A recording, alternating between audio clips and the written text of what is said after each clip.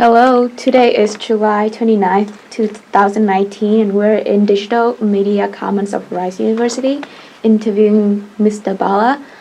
My name is Antu Dang. I'm Tiffany Sloan.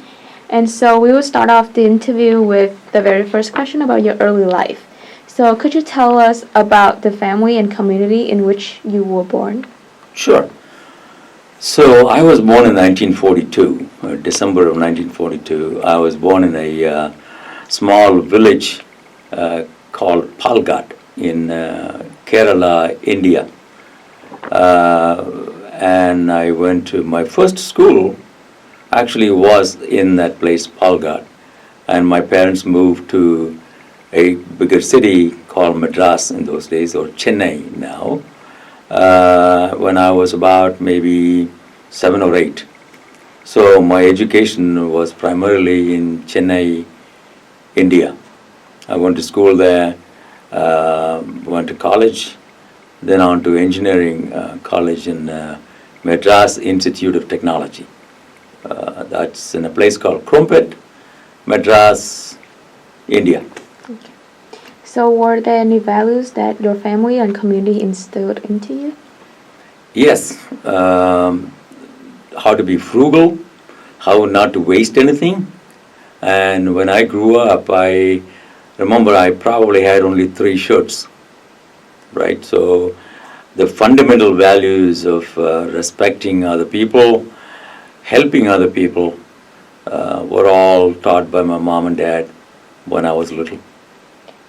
So were there any cultural traditions or practices that you upheld and those that you are still practicing today? The only thing that comes to my mind is vegetarianism, right? My parents never ate any meat. I didn't eat any meat. Although after I came to US, I did try eating pieces of meat, but I didn't like it, and I'm still a vegetarian. So what was your first language, and was this a language that your schooling was conducted in? Yes. The name of my language is Tamil. But since I was born in this little village, what they spoke in that village is a different language called Malayalam. So my initial schooling was in Malayalam. After my parents moved to Madras or Chennai, I had to go to a English medium school where the second language was indeed Malayalam. Never learned my language, Tamil, although we spoke it at home.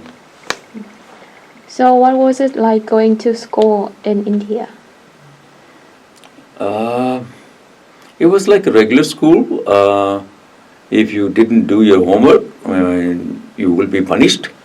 Unlike US, we had periods. I think every hour we had a different subject, right? Mm-hmm. Unlike here, where you have a lot more choices to take, there we didn't have any choice. It was pretty strict. Mm-hmm. But do you consider it a positive experience where you learned? Yes. I mean, if it wasn't positive, I guess I wouldn't be sitting here talking to you, right?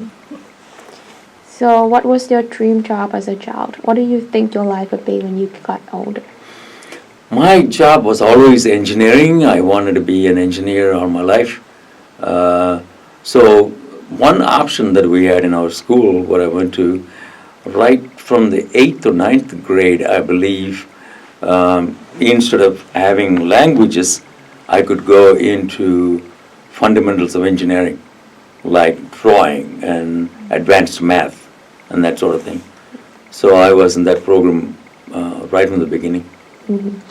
So we will now ask about your education. When did you realize you wanted to study technology? Like I said, about 7th or 8th grade, I think. I wanted to be an engineer simply because I couldn't handle blood and I didn't want to be a doctor, for sure. Yeah. So could you talk a little about your time at the Madras Institute of Technology in India, and what did you study there? Sure. There were indeed engineering schools in those days. When I went to school, they had fundamentally 4 disciplines. Electrical engineering, civil engineering, mechanical engineering, and there was one more, I forget.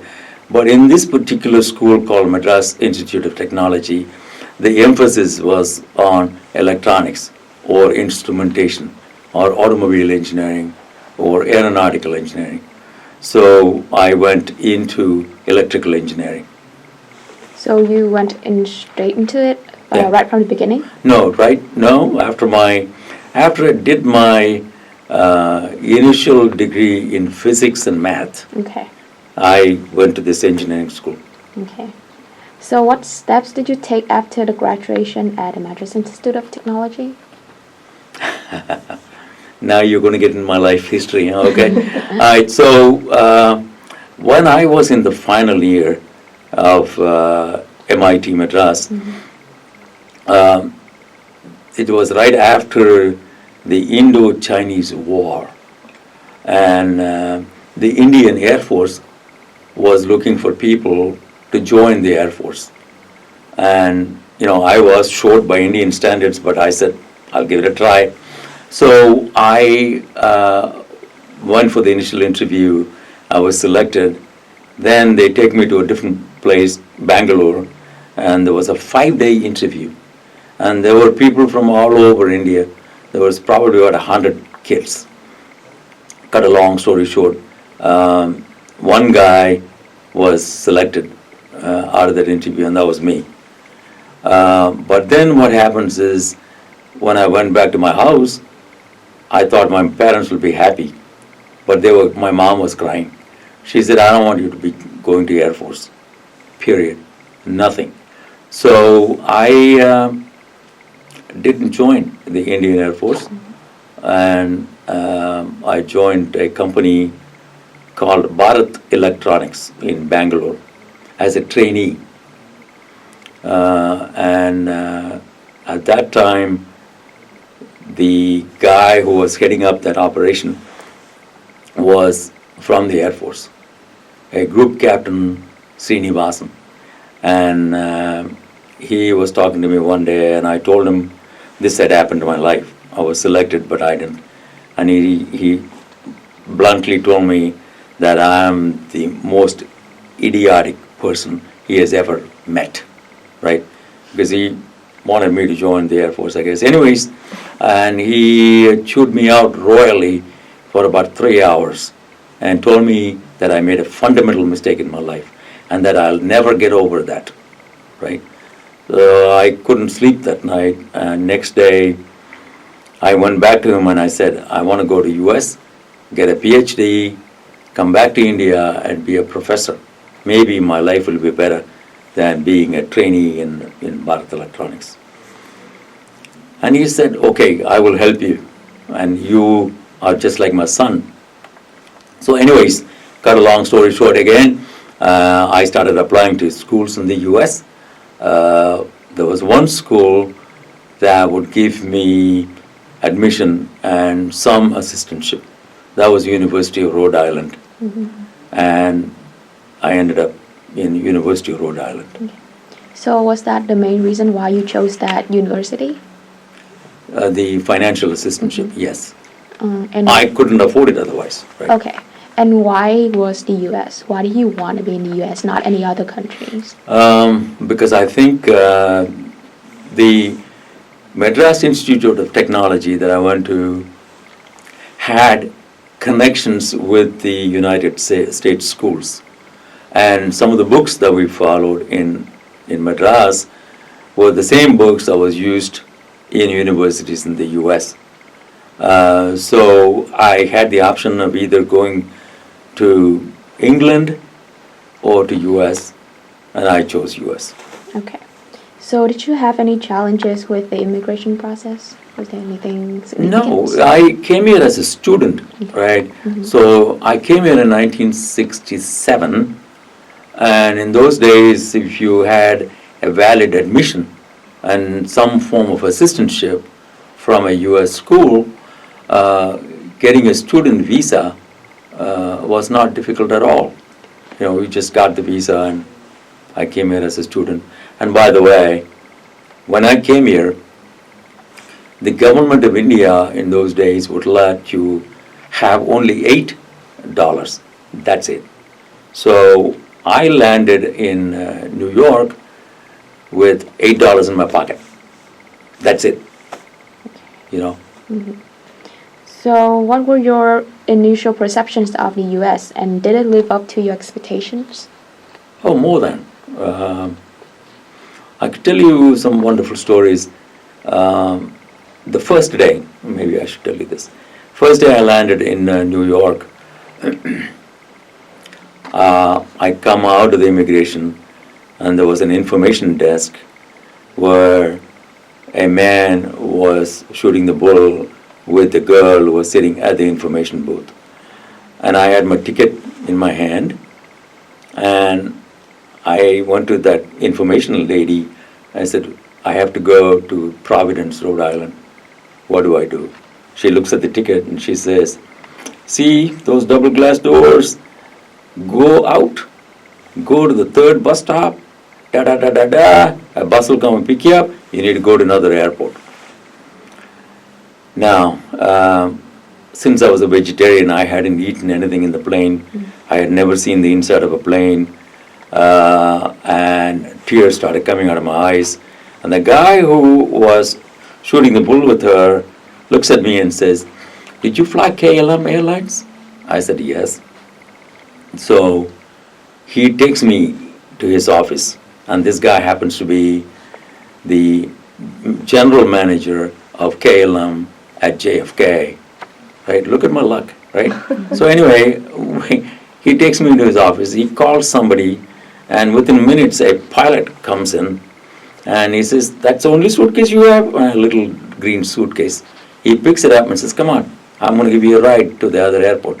They gave me a ride in a helicopter to the Newark airport, all right? So here I was, and on the way he was calling somebody comes, takes me to the plane to go to Providence, Rhode Island, and I was in the plane, $8 still intact in my pocket, and now my next thing was to figure out, the school had told me, if you land by 4 o'clock, we'll come and pick you up, but if it's after 4, figure out a way to stay, spend the night in Providence, and call us the next morning, we'll come pick you up. So I'm now in the plane going to Providence, and I saw another passenger, and I asked him, is there a way I can spend the night in Providence for $3? And said, yes, there are places like that, but I wouldn't advise you to go there. So then my next question was, is there a hotel at the airport? And he said, yes. How much would that cost? $10. I said, okay, thank you. So I had made up my mind, I was going to pick up my little green suitcase and use it as a pillow, spend the night at the airport. But look at the luck again. As I was picking up a suitcase, I heard somebody butcher my name. There was a Nigerian student and an American girl. They had come to pick me up, and I said, but school advised me to land before 4 o'clock. And they said, well, today's Sunday, we had nothing else to do. We just figured I'll come and pick you up. So here I was in the school, all right, $8 still intact, and the International Student Advisor's office was waiting, and he hands me a key, room number 4, I remember, and says, don't say anything, I know how tired you are, go sleep, and we'll talk in the morning. So that was my first day in the US. How can I not have a good impression? So how about the following days in the town, in the city? Yeah, it was fine. I was a student, and there was all the tuition were taken care of, and my meal for the first semester was taken care of. But I figured that I didn't have any money, right? I didn't have money to buy an aftershave lotion, which I still remember was 42 cents. Okay? Anyway, so then what happens is I quickly figured out that the computational lab, it was an IBM 360 mainframe. People probably haven't even heard of it. And it needed an operator. And people didn't want to work on Saturday afternoons and definitely not on Sundays. So I went and told them, look, I'm available. I can work Saturday afternoon and Sunday morning. And they said, fantastic. So they paid me. I don't even remember how much they paid me, but that was my first payment of money in the U.S. Okay. So how was the town in the city different from where you lived before in India? Totally. I grew up in a place where it was hot or hotter throughout the year. And I come to Rhode Island. I never seen snow before, never experienced cold weather before. I did not know what a top coat was. All right. So when the winter came, I remember October of that year, I was cold. I didn't have any coat, nothing. Anyway, somebody took me in some host family. I had a host family. The lady took me and bought me a coat. Okay. So what do you study at the University of Rhode Island? I studied MS in electrical engineering with a lot more emphasis on computational area, right? So my thesis was analog to digital conversion, right? And bandwidth compression. So that's what I did. So were those courses very relevant to your future career? Yes. Okay. Absolutely. Some of them were not. I was asked to take electromagnetic theory, and I didn't do well on that course, I remember. But when it came to computing and digital analog to digital conversion, I enjoyed every minute of it. And yes, that paved the way for me in my career. Okay. So were there any impactful courses or professors that you encountered during your college career? In India or here? Both. In India, my professor was good. He was excellent. And like I said, I was not from a rich family, right? So this professor, I remember, asked me to apply to Government of India scholarship, which I did. And I did get some money when I was a student in Madras, a scholarship. So, yeah.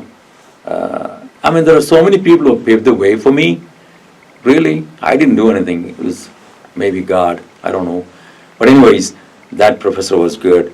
There were professors in University of Rhode Island, particularly the computational area. The man who told me, yeah, you be the operator on weekends for the lab, comp lab. Right, so there are so many people.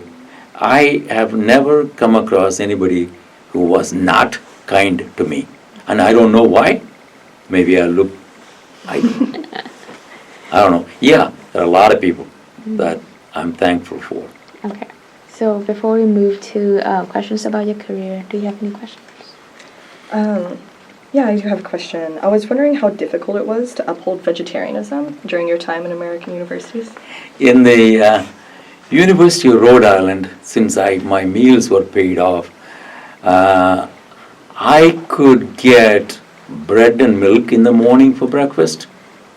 Again, milk and bread and salad for lunch. But dinner was extremely difficult.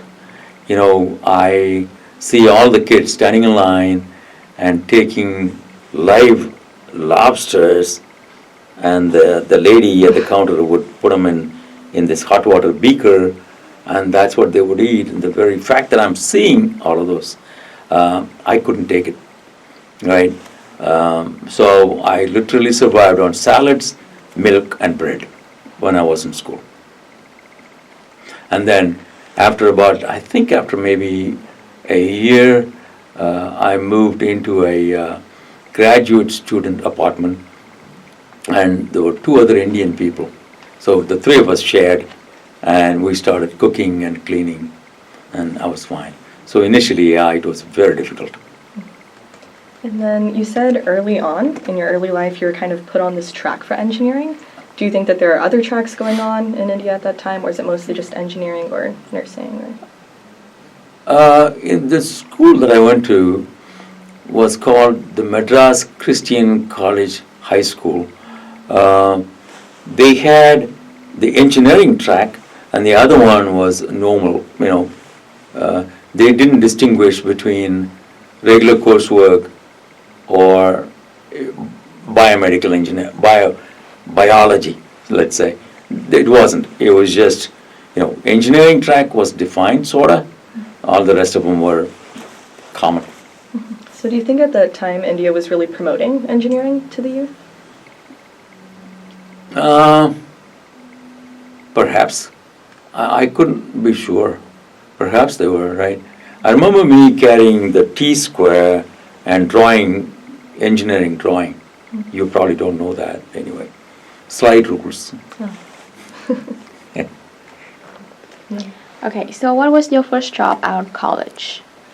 Out of college, interesting. So when I was in the second year of my MS in Rhode Island, I was doing my thesis, and they told me that I could apply for jobs. Remember, I came here to do my PhD, but in the second year, my friends, American guys, told me I could apply for jobs and get a job if I wanted money. And to be honest, my dad had gotten a second mortgage in our house in India, to pay for the plane fare so I could come here. So I was more anxious to get money and send money back to my dad so he could get rid of this mortgage business. So yes, second year I started applying. Places in Northeast, and I had a job with a computer company in New Jersey. And I said, well, if these people are paying for the plane fare, I had a classmate of mine in Dallas, Texas, who was doing his PhD at SMU. So I said, maybe I can go see him. So the only reason I applied to Texas Instruments is to go to Dallas and see my classmate. So I came to TI, for an interview in Dallas, Texas, and yes, they offered me a job, and the money they offered was $100 better than the job that I got in New Jersey. So my decision was automatically made to come to Texas. Plus the weather here was nicer. It's closer to India than Closer the cold in closer Rhode to where I Island. was from. Exactly. So how long did you stay in Rhode Island? I stayed exactly 2 years in Rhode Island. I went there August of 1967, and I moved out in August of 69. And my thesis was almost done, but my defense, thesis defense. What's the terminology for it? Defense of the thesis was not done till, but my professor told me, you just go and we will set it up and you come back, finish writing your thesis, and you come back and then defend your thesis. So I moved to Texas in 1969, August, and I went back probably 3 or 4 months after that, back to University of Rhode Island to get my thesis defended and officially get my degree. Okay. So when you moved to Texas, was it Dallas or Houston? It's funny. I was interviewed in Dallas for the position of a designer, electronics designer.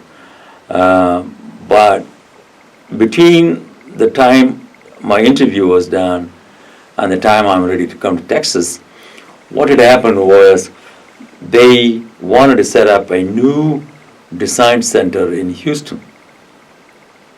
So they called me and said, hey, look, your job is not going to be in Dallas. It's going to be in Houston. You're going to be in this brand new MOS, that's metal oxide semiconductor design group in Houston. So while I was interviewed in Dallas, I was offered a job in Houston, and that was 1969. So how has your role at Texas Instruments Houston changed over time? Could you talk about the progression of how your career progressed there?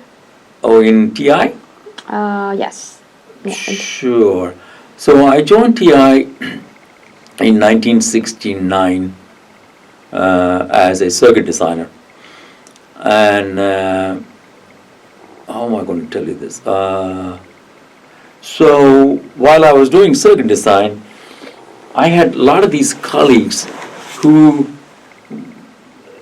were doing a lot of these operations manually. In other words, back in 1969, to get an integrated circuit, we used to have what we call as a ruby lathe, and somebody had to go take a pen, a knife, and carve out where we wanted gates in the circuit. I don't know if I'm making sense to you, but anyways, it was all done manually. So I told these guys, look, let me try to automate this process. So the knife would automatically go and cut the transistors. And they said, yeah, give it a try. So I was doing it. I was not married. I was a single guy. I didn't have anything else to do. So I would go there on weekends and create this automatic program. So once that was done, it became a big deal in TI. Look at this guy, what he's done, automated the whole process. I think that probably had a lot to do with setting up my career, right? So then in 1970, we were 3 engineers working on the first integrated circuit, single chip integrated circuit that went in a handheld calculator, right? This is way before you guys were born, I'm sure. I was one of the guys who did that in 1970. Yeah, I think it was either 1970 or maybe 1971. And that was completed, and we had calculators that was introduced by TI. By the way, I still have one of those calculators. I should have brought this. I should have brought it to you to show it to you. I forgot. Anyways, so after about, I think maybe a couple of years, they said, can you please manage this section of 3 engineers? You will be the program manager, but in those days, program managers also did some work, and I had 2 or 3 guys that I had to supervise. And then the group became larger and larger. And then I moved on, and 1977 or 78, I was asked to move to Lubbock to manage really the larger group of design engineers that included not just the integrated circuit design, but also the plastics, the LEDs, and everything that went into the scientific calculators. So we lived in Lubbock that 1 year, in 1978. And then my daughter at that time was 2 years old. She had no company. The girl who was garrulous in Houston was extraordinarily quiet in Lubbock. My wife was getting bored. So I told the then chief that I really don't like this place. I want to go back to Houston or Dallas or someplace. So within a week, believe it or not, it was Morris Chang. You probably haven't heard of him. Anyway, he was from Taiwan. Anyways, he said, okay, where do you want to go, Dallas or Houston? I said, either one is fine. So I was moved in 1979, I think. to Dallas to manage something totally different, not design engineering management, but manufacturing management. So my career took a shift, right? So from design to manufacturing. And I guess I must have done a good job, and they kept promoting me. And I think I became, they named me a vice president.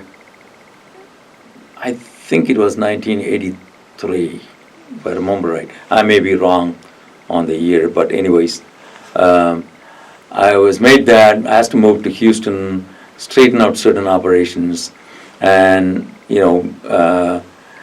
I had different responsibilities, right? I've done manufacturing management, design engineering management, applications engineering management, and so on and so forth. Again, we went from Houston, from Dallas, we moved to Houston, back to Dallas, and then they said, go to Japan, be in charge of the Japanese operation. By then, I think I was a senior vice president. Went to Japan, lived in Japan for 6 years, and at the end of that, I said, this is enough. I'm going to retire. So, That's what happened. do you have any idea why they decided to move you to Japan? Did you ever express that you wanted to work overseas during your time at? No. No, I did not. In fact, I think the philosophy in those days was, TI had operations in several countries, right? Taiwan, Malaysia, Singapore, Baguio, Philippines, and so on. And every place, we didn't want expats. We wanted the local guys to be the managed CEOs of those places.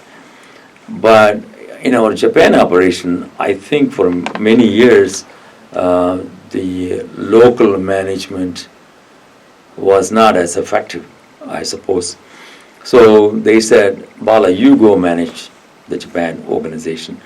And I knew a lot of people at TI who worked in Japan, and I guess that was the reason. No, I didn't ask for anything. So, are you fluent in Japanese? Chatto mate kudasai. A little bit. Okay. So, what was it like learning this language when you first moved there, and then when did you start? When we first moved in, it was not as good because I didn't speak the language and they didn't speak any English. But I will tell you, as a nation, the Japanese people are perhaps the best people when it comes to helping somebody out. Then I had somebody who came to Texas Instruments once a week, early in the morning, like 7 o'clock, and teach me Japanese for an hour. So when I went there as the president of TI Japan, I had my speech written in English, and there was a translator who would translate the speech. After 6 years, when I left Japan, I told the translator, I'm going to speak in Japanese. You translate it into English. I mean, it was awesome, right? There were probably 1,000 people, and they all stood up after my speech was done. I was that good in Japanese, but now I think maybe I've forgotten most of it. So, how long did you learn Japanese before you officially moved to Japan? No. I started learning Japanese only when I was in Japan, not here, not in the Okay. US. No. Okay. So, could you talk about the challenges you faced running TI Japan? I was really afraid. I was afraid because here's this Gaijin guy, a foreign guy, trying to manage 4,000 people. Every one of them Japanese. And I didn't speak the language, right? I was extraordinarily afraid.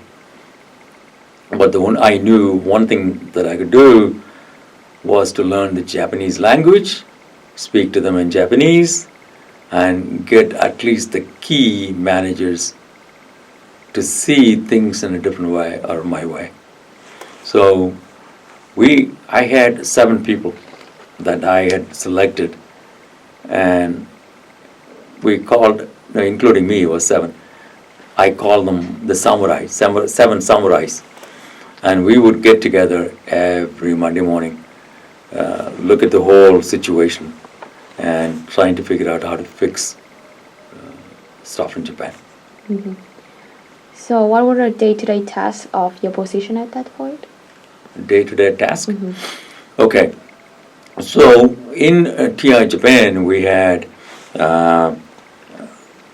design, design engineering, manufacturing. We had 3 or 4 plants, and we had marketing. And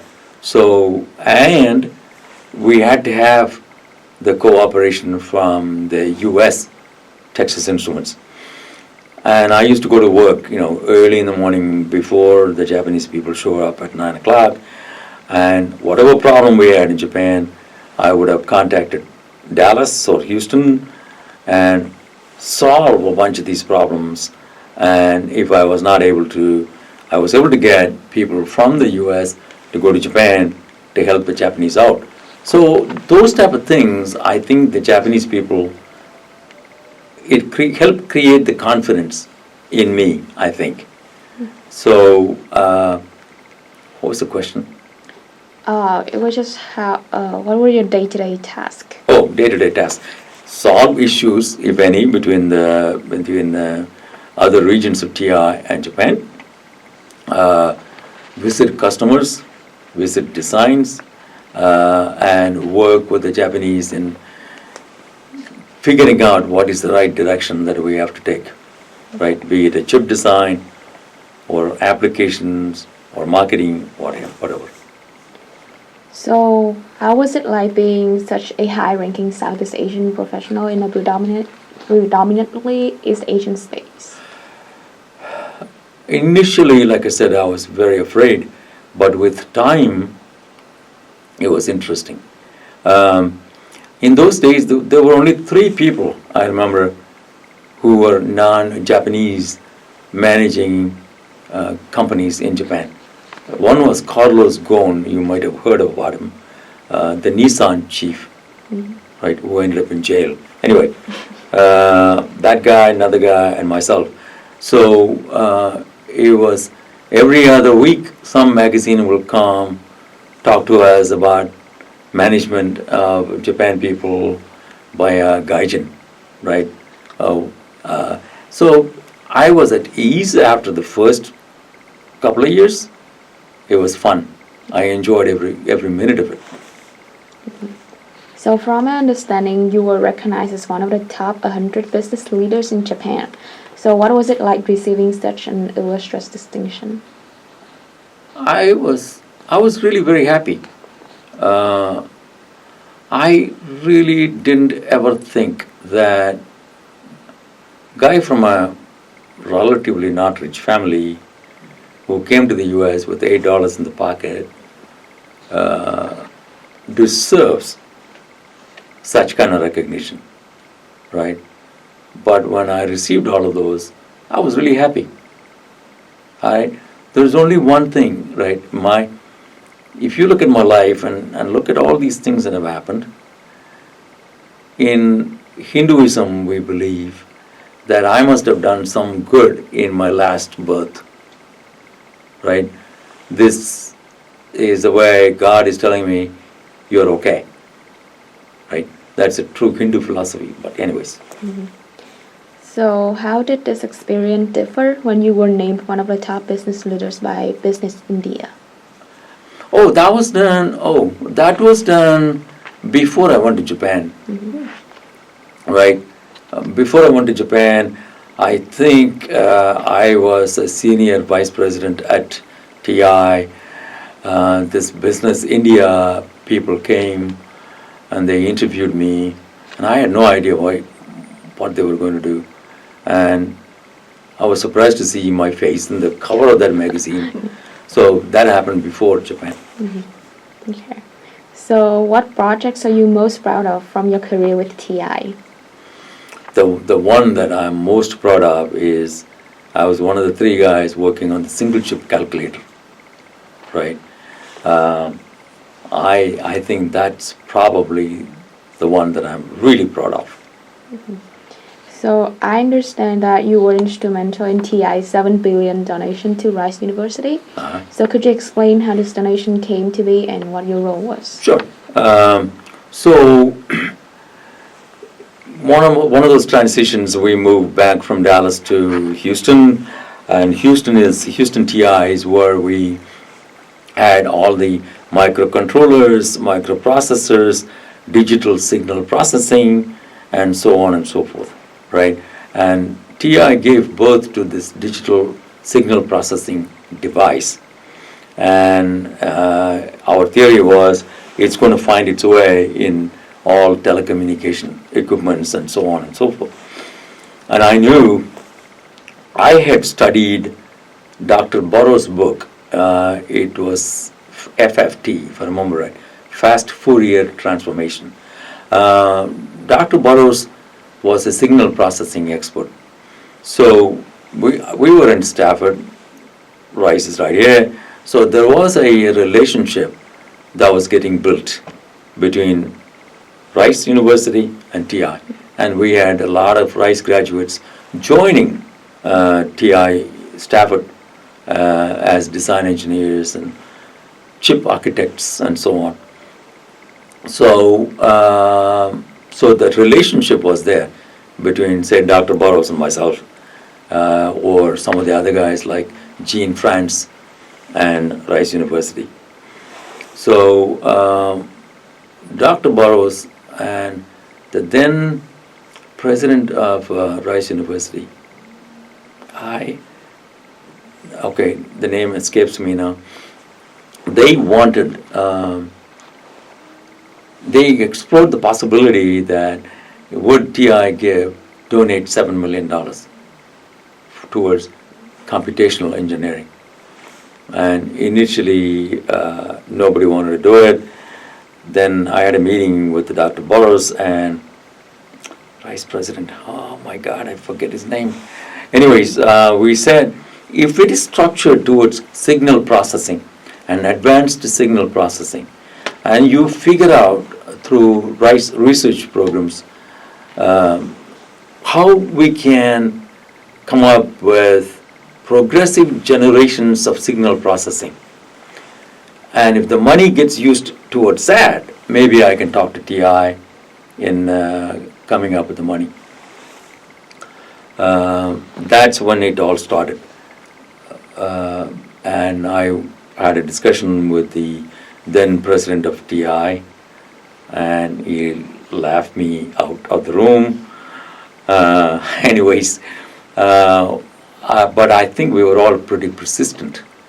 And Tom Ingibers, who was my boss, finally said, okay, if that's what you want, we will do it. So thanks to Tom, my boss at that time, and thanks to Dr. Burroughs, he was pretty key as well. Tom, my boss, decided to give the $7 million towards TI. And in those days, it was called the Computational Lab.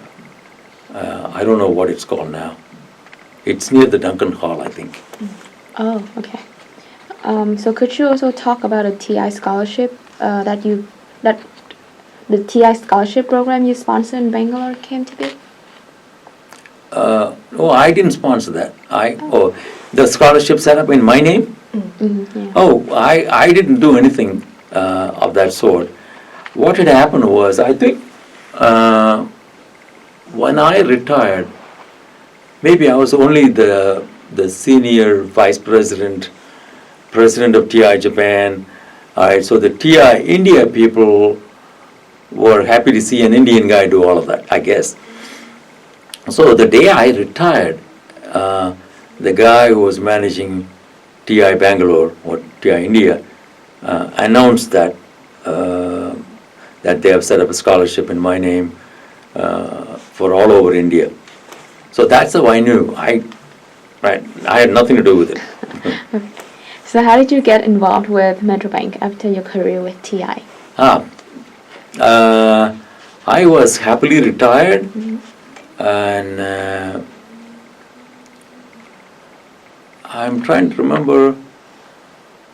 Oh, I met the chairman of Metro Bank in a party at, I think, Rice University. And before that, one of the board members of Metro Bank had told the chairman, okay, there's this guy from Texas Instruments, he's recently retired, I think he'll be a good board member. So when I met the chairman, he asked me, oh, you're the guy so-and-so was talking to me, would you like to come and join our bank?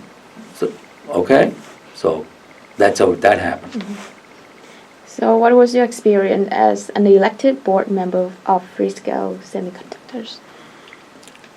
That was much easier. The guy who was the Freescale Semiconductor CEO used to work for me at TI, right? So when I heard that he was doing it, I had sent him an email, hey, you need an additional board member, let me know. And that's how that happened. That, yes, I went after that. Oh, okay. Do you have any questions? Yeah, you mentioned before that one of your most proud accomplishments in your TI career was building the single chip calculator. Can you kind of talk about the impact of that innovation and how it changed the field? Well, I think it has got... See, in those days, it was impossible to put all of the requirements for a calculator in one single chip that measured probably, 1.5 centimeter by 1.5 centimeter. It was not possible.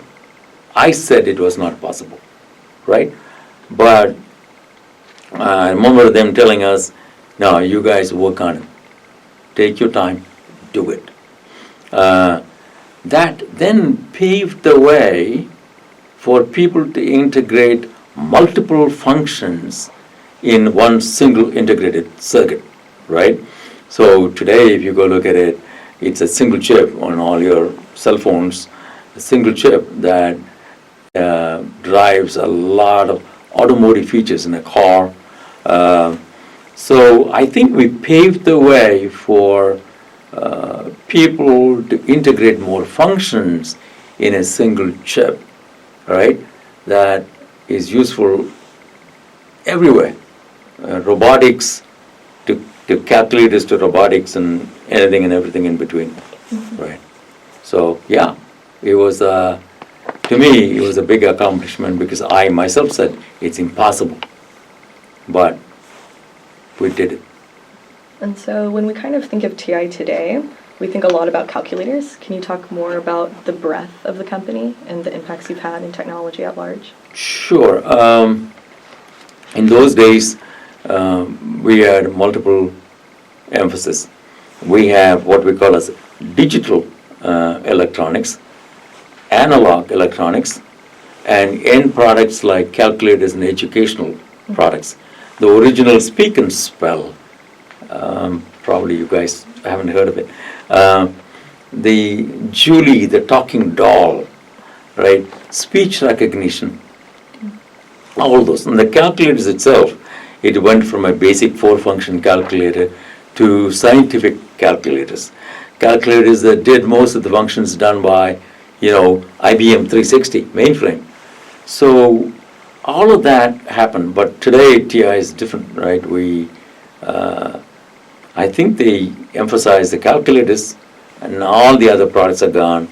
The digital area, TI is into microcontrollers and not so much digital, but it has become mostly an analog device company. Yeah, we paved the way for multiple things in TI in those days. It was a fun place to work. And then you mentioned before some of your struggles upholding cultural practices in the U.S. Did you have those same struggles in Japan? Cultural practices? Like vegetarianism and things like that? No, not at all. I think the only countries where I've had problems being a vegetarian is Korea Portugal. Every other place, when once they know that you're vegetarian, they go out of their way to satisfy you. And particularly in Japan, the moment they know that you're a vegetarian, it is unbelievable. They think I'm next avatar of Buddha or something. They go out of their way to prepare exquisite vegetarian dishes. Japan was awesome. It still is. And then kind of a question about your life. When did you end up meeting your wife?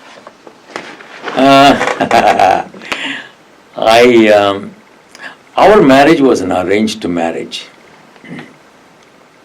So we got married in 1971, early part of 1971. I had a classmate of mine in Houston. His wife had a friend in Bombay, India. So we were introduced by her.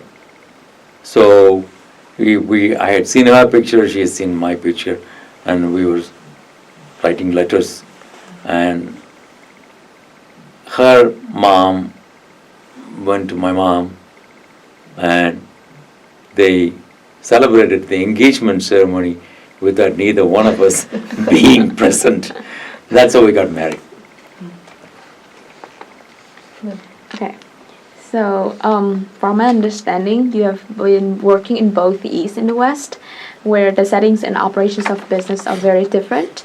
So what is your view comparing the way people in the East and the West conduct business? As I know, in Japan, people really put a great pressure on collectivism, while in the US, people value individualism. So what do you think about that? 100% right. You are 100% right. The total difference, the fundamental difference between the US and Japan is that we believe in individual accomplishments.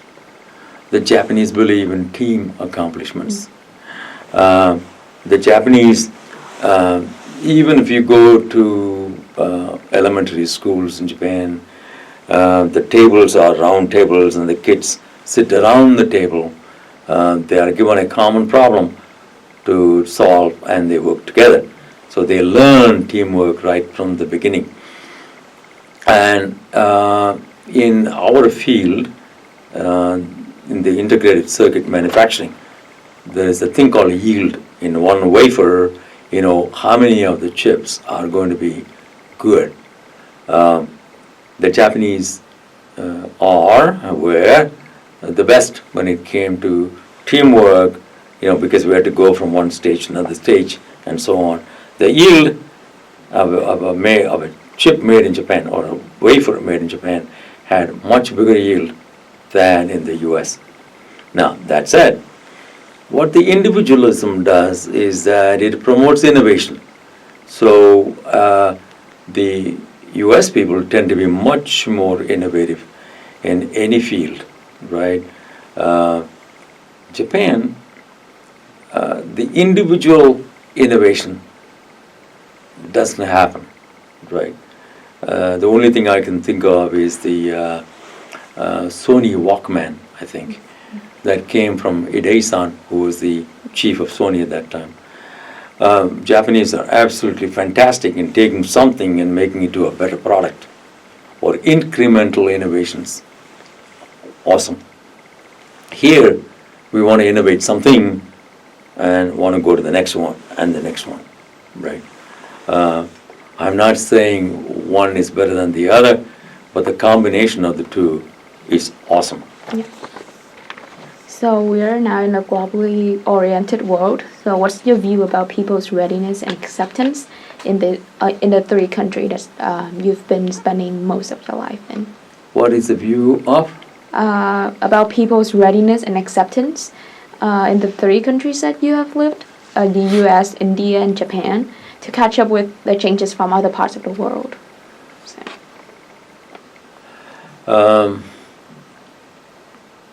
It could be either in technology or politics, general world fields, anything. I think, all right, having said something about the US and Japan, I think India is right smack in the middle of between these two countries, right? India is a poorer country compared to these two. But the fact that TI India, I was one of the guys responsible to start TI India. I was many years ago. What I find is that if you take... So, what do you think about the way the current U.S. administration handles its foreign policies? You mean the current administration? Yeah. I used to be a lifelong Republican, but I'm not anymore. I do not like the current policies. I think America is what it is because of people like you and me. To say that moving it more towards a white-only nation is a big mistake. I don't subscribe to that, and I hope we don't re-elect this president. But please don't have any of this. Okay. So what do you consider is missing in the way the younger generation is leading their lives nowadays in the East and the West? The East and West? Mm-hmm.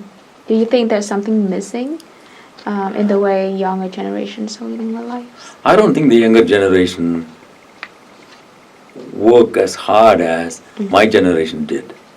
For example, right, we had to memorize all the multiplication tables when I was 5 or 6.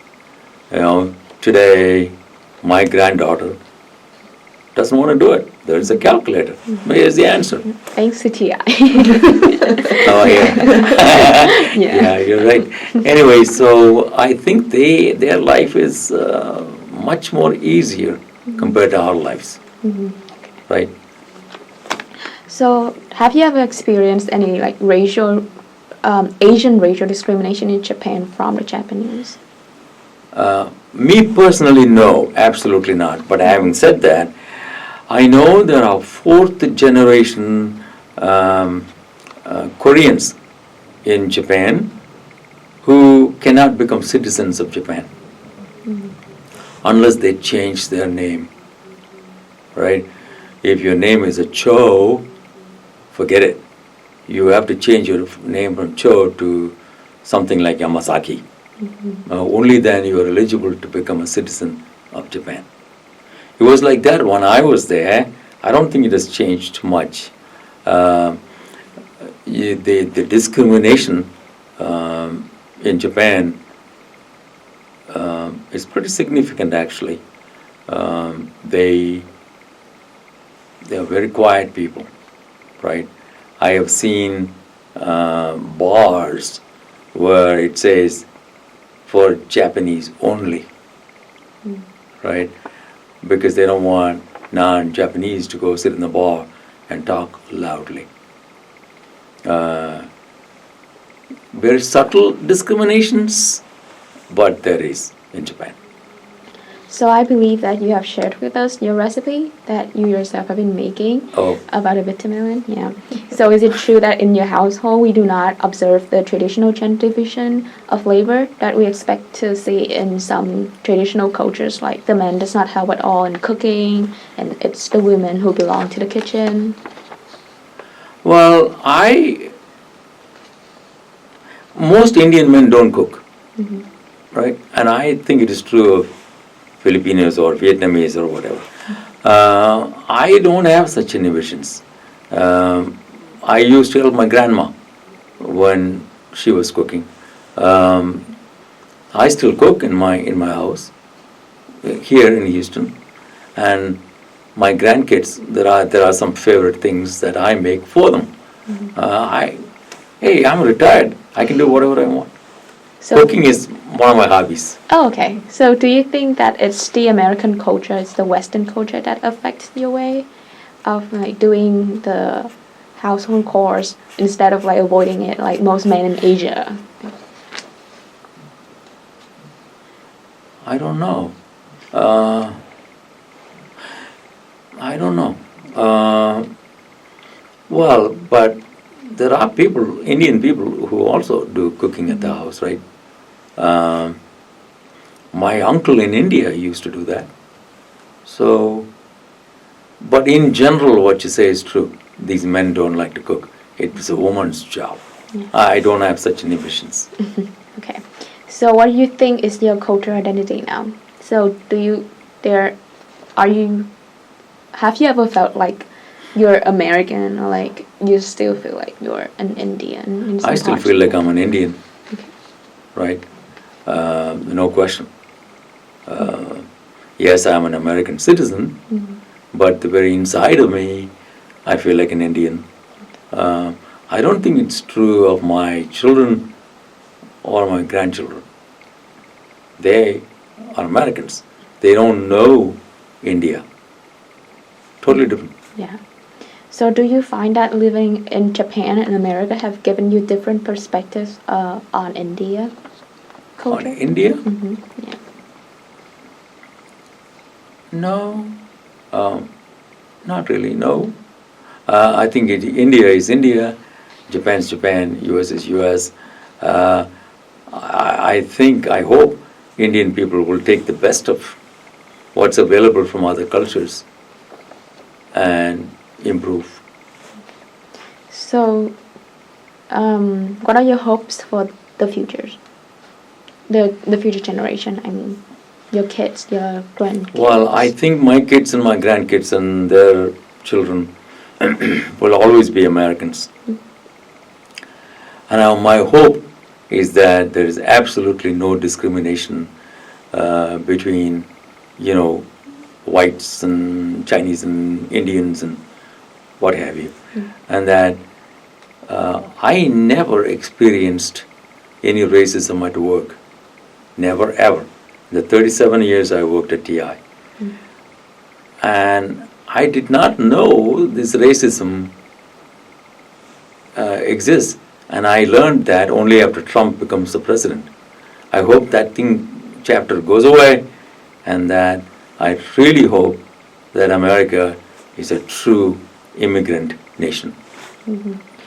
So, do you have any values that you wish to instill in your kids and grandkids? Absolutely.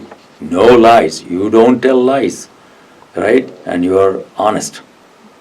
And you are 100% ethical. So what do you consider your proudest accomplishment? My proudest accomplishment? Yeah.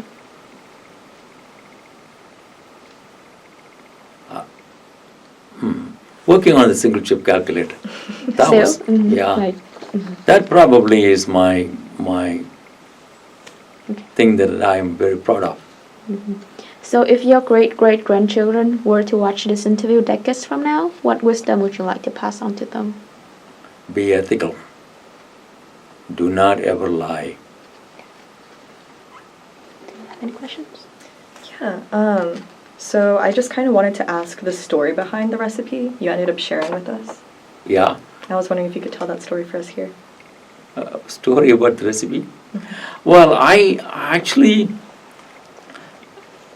this is after we got married. My mother-in-law used to live in Bombay, and she's no more now. First time when I went to their house, that was one of the things that she had made. And actually, it was made with watermelon, mango, and carrots. Okay, and I had forgotten the mango part.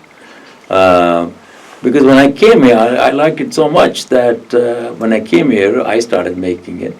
But it was very difficult to get mango in the early 70s in Houston, raw mango. Not the mango that you eat, but this is raw mango. We have them in Manila, in Baguio, in Philippines. We have them in Vietnam. Yeah. But it was very difficult to get them in Houston. So you would get them occasionally in the Chinese store. But I said, what you need is a little sour taste. So if mango is not available, let's make it with a Granny Smith apple. That's how it came about, actually.